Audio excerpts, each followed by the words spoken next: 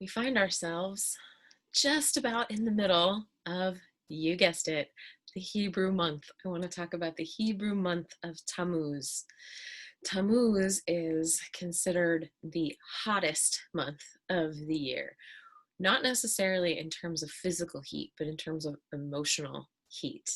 Here in the Pacific Northwest, we sort of have a taste of that in the height of the summer days, but nothing as it is compared to the Middle East, the ancient Near East, where our Hebrew calendar was birthed.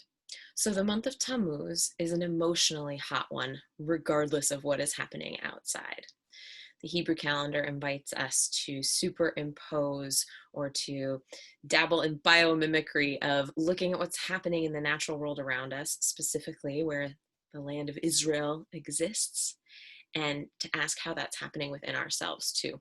So this week, I invite you to ask yourself where you might be feeling some extra emotional heat, some agitation in your life.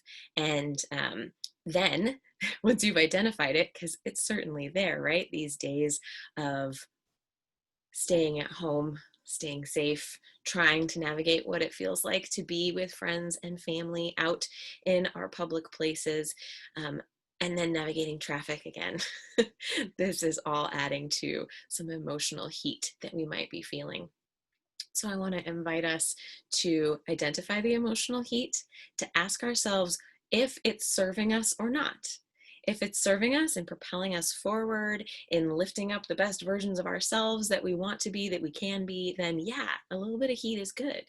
But if it's becoming destructive, if it's causing our anger to rise, if we're finding that we're having more knee-jerk reactions in this time of unbalance, so much more light in the day, then it's time to ask how we can let go.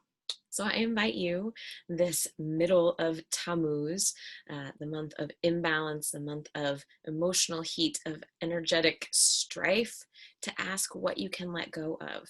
Because truth be told, we have a few more hot months coming up in our physical world, in our Hebrew calendar, and also just expanding the metaphor into the unknown.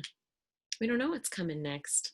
So if we can be as present with what is and dismiss that which does not serve, it can only help, right?